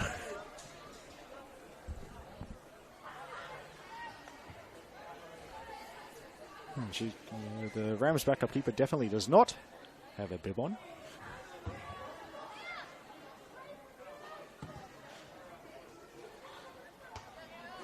Anyway, strong header from Lobo.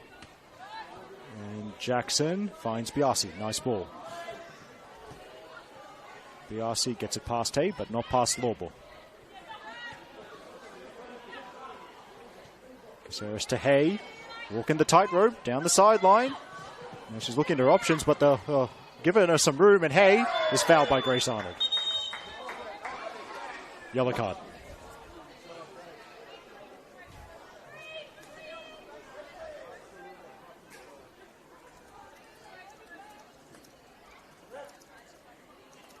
Oh, I think they're going to make the sub now. And yes, keep a sub. So Teresa Morrissey keeps roughly 5/6 of a clean sheet, but it's a keeper sub with Kiara Roche, number 1, replacing her. So he's fresh off an A-League women's campaign with Newcastle Jets, and there's some interesting equipment-related stuff there, I think. Kiara Roche will get about 12 minutes plus whatever stoppages Travis Griffith chooses to add. And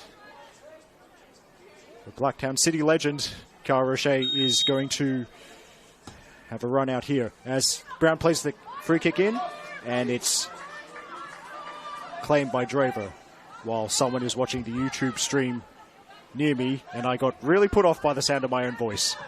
Now I know what all of you complain about.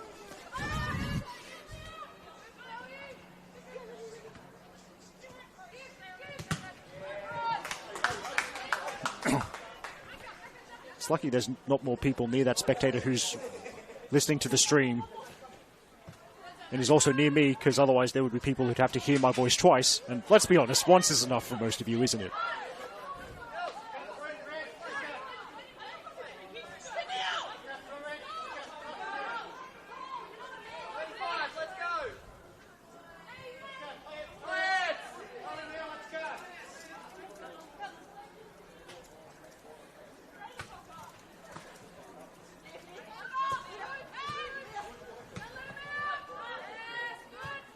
Sent forward and out of play by Burton. Bring it back. 35. Now, Tennille Hay caught sneaking some yards. More than what the referee wanted. Keeping a track of live score app. Bulls versus the Heartbreaker Sydney Uni. That appears to be in stoppage time for about 10 minutes. Anyway, Brown. Reverse pass. Here's Beth Gordon to make it 5. And that is off the post. How's the rebound? Falls to Gordon. She pings it top bins. It's a 5-star performance for Macarthur Rams. The quick win in midfield. The interplay between Beth Gordon and Kelly Brown. Beth Gordon almost scored with a lovely toe poke, but she stayed alive when the ball hit the post. She made no mistake from the rebound. And it's an absolutely wonderful day out by the beaches for the Rams. And there's going to be some treatment to a Manly player. Apologies, I might have to do some process of elimination stuff to see who's standing.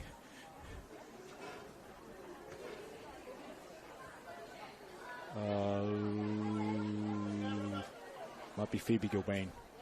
And in fact, there's signals for a sub. That's an unfortunate one. So Manly are going to bring Ava Roberts on. I think, yeah, that's... And that player who, hang on. Yeah, I think it's Phoebe Gilbane. They're looking very stationary, so I hope that's not too serious, but it's serious enough to warrant a substitution. And of course, Ava Roberts ready to come on, but actually she cannot come on, and they are not exactly in a hurry to move Phoebe Gilbane.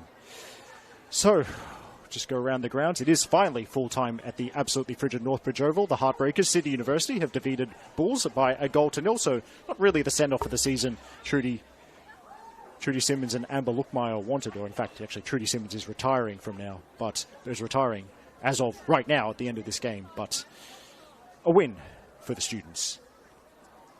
Still tall between Spartans and Ravens. That's in the final 10 minutes, as is Stingrays v Tigers, final 10 minutes, 2-2, and UNSW trying to hang on to a 3-2 lead against RPL Leichhardt.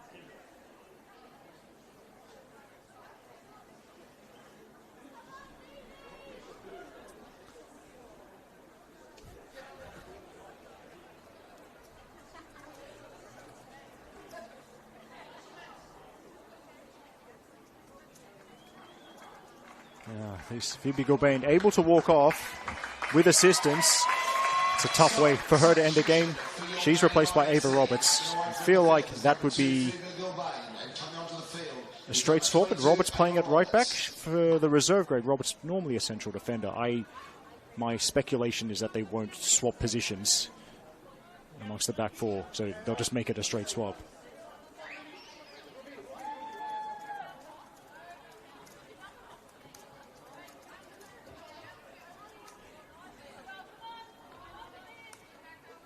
Substitution for your Man United FC. It's another sub as well, so Ruby Jackson not moving exactly freely. She's replaced by Valley Bradley, Pittwater RSL Junior. Let's see, is that also a straight swap? I think from memory, when I've seen the Manly reserves team, Valley Bradley is a central midfielder, just like Ruby Jackson. Lawbor, the touch will work out for Stewart, but Gordon, most recent goal scorer for Rams, wins it and has to duck out of the way, as I think that was Sloan who just pummeled that ball forward towards Bronte True, who's still got plenty of running in the legs.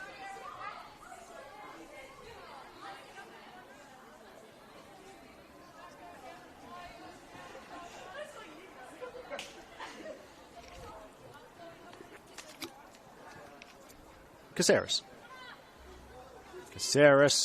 Trickery to get away from two players, but not the third. But it's taken that many defenders to slow Melissa Caceres down this evening.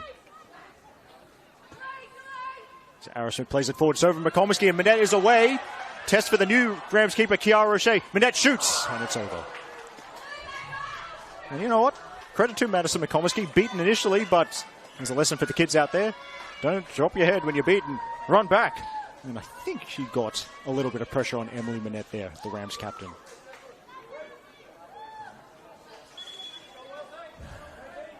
So ringing the changes now. Number 18, Helena Halios-Lewis, and number 4, Libby Morris, about to come on. Libby Morris. And it's going to be number 18, Helena Halios-Lewis, and number 4, Libby Morris. Yes. So look, coming off number 10, Melissa Caceres, and number 44, Kelly Brown.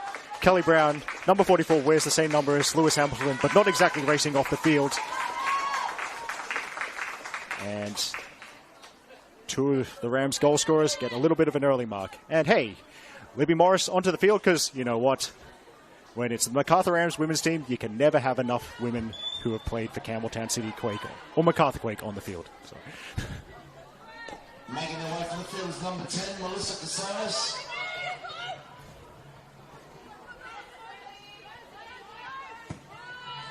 Actually, that reminds me, the ground announcer never really announced that Miku Tsunaga left the field.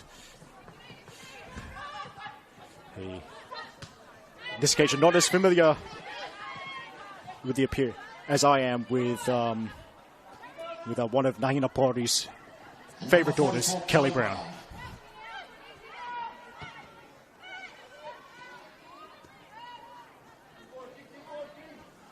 Back to McComiskey. Now Sloan. 1-2 with Breyer. Here's Morris, first involvement. I'm going to assume Morris playing in midfield, so she'd just be filling the role that Caceres was playing for the final few minutes. As it's a decent turn from True, and True is fouled. Free kick right on the edge of the box. Beth Gordon might be interested in this one. So just to explain the other change, Helena Halios-Lewis has gone to the right wing, and Bronte True will be centre forward for the closing stages. A role, as I said earlier, she filled with distinction last year when she was played for South Coast Fame in League One Women, scored so many goals, and she was on fire for pretty much the whole season.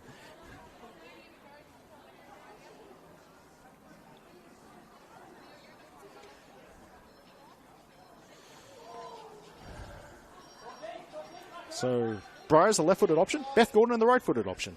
Let's see what happens. It's Beth Gordon. It's brilliant from Beth Gordon, and it's 6. An unbelievable free kick over the wall and left Jodie Draver with no chance. She's absolutely delighted. And that is the cherry on a very delicious Sunday for Stephen Peters and Macarthur Rams.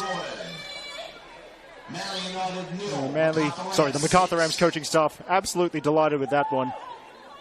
If you're an aspiring dead ball taker, you dream of stuff like that. Beth Gordon has pulled it off. A wonderful free kick. And it is Manly United 0, Macarthur Rams 6.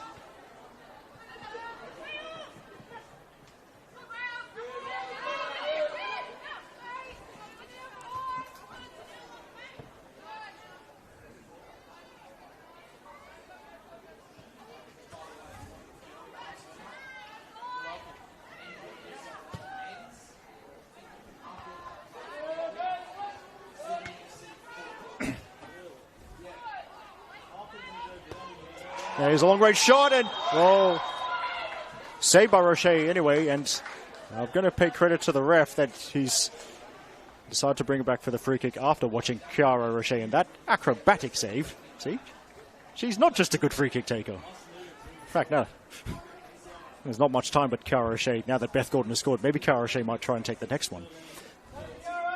Anyway, firstly, Manly United free kick.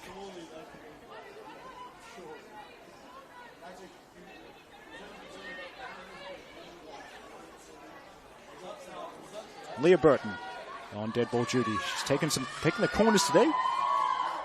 The Leah Burton fans are perked up. She strikes it low into that 4-player wall. Lawberg is forwards. Arnold got to that head of, I think it's Halios-Lewis. And then that's an infringement there. Manly United free kick, and the referee Travis Griffith might have decided that foul from Tennille Hay is the last straw.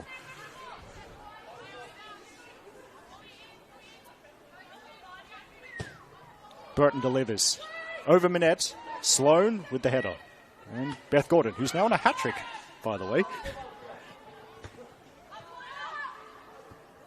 Hay misses it, and Minette, well, she'll chase it, as will Biasi, so McComiskey has had enough of that. Over the sideline, the ball goes.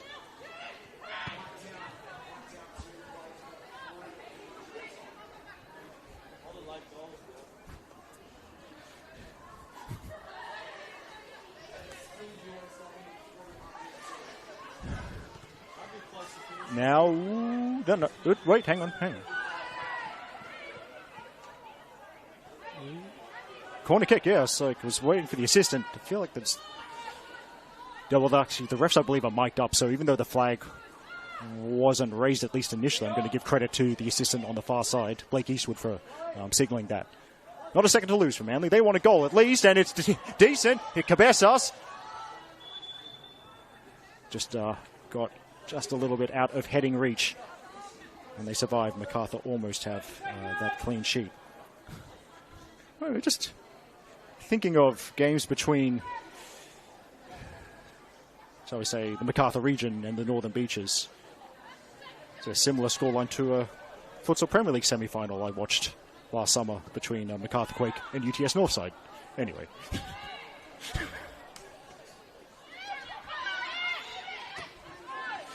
Morris, the two substitutes combining as Morris finds Halios Lewis. Back to Morris. And then back to Hay. Tackle from Arrowsmith. Actually, let me check my stopwatch. I know there's a scoreboard here, but it's easy for me to check my stopwatch. We've had about a minute of time added on as Halios Lewis, the ball's she's eased out of possession.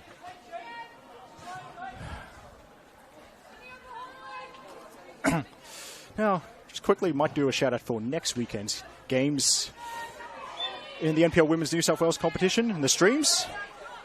The most important promotion is self-promotion, and I've got the earliest kickoff.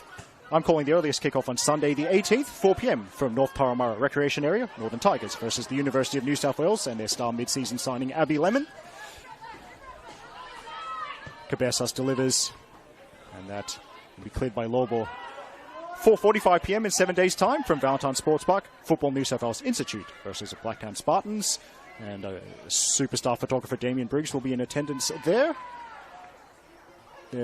On the 18th, Sunday, there's 4 NPL women's games at 5 p.m. Macarthur Rams versus Bulls FC Academy. We love to call that the Old Farm. But yeah, Macarthur versus Bulls, 5 p.m. Called by the Serbian Martin Tyler Nikola Pozda. Also at 5 p.m. in 7 days' time, it's the Heartbreakers Sydney University up against Manly United. And another star photographer, Dan Orban, will be in attendance there. Down on the South Coast, 5 p.m. on the 18th, Illawarra Stingrays versus Northwest Sydney Spirit, called by Wollongong Sax boy Thomas Phillips. And at the same time slot, on Sunday the 18th, Emerging Jets versus Apia Leichhardt from Lake Macquarie Regional Football Facility. Then at the always odd kickoff time of 5:10 p.m. on Sunday the 18th, Gladesville Ravens versus Sydney Olympic, called by Interlions under-20 superstar Annabelle Banfield. It's the moment where I also shout out next weekend's League One Women's Match of the Round. Apologies to you second-tier fans, I've forgotten what it is, which obviously means that I'm not calling it. As True up against Roberts. And Roberts forward, but only as far as Sloane.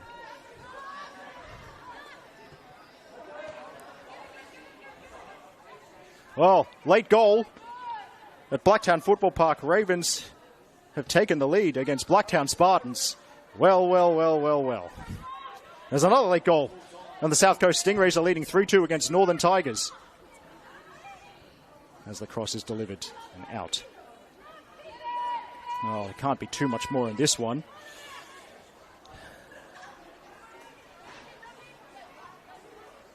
Can't be too much more at all.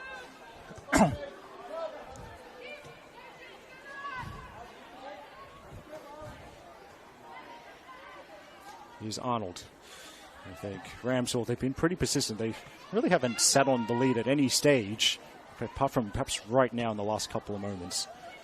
Space for Smith in front of the faithful patrons at the far post. She goes direct, bit too direct from a Manly perspective, and Cara Roche showing that my favorite goalkeeping art's when your team's in front late on, and it's late in the game, you catch the ball, and then you fall slowly to the ground. Roche, as you'd expect from an expert free kick taker, also good at kicking it from her hands. Now it's with Biasi. Hey. Good game. I mean, you know what? It's not often that a defender stars in a 6-0 win without scoring, but Tennille Hay's been very good today. Minette goes backwards to Burton. Then Biasi, loose touch, allows Breyer to take over.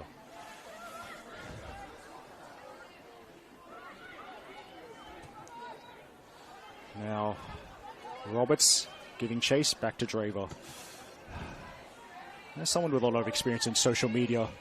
I always think of people who do club socials at times like this. Obviously a tough result for Manly United, and tough scenes for Manly United's incredibly good-looking social media person who will have to post a losing graphic after this game is finished. There's Breyer. There's a touch, but that's it. It's full time.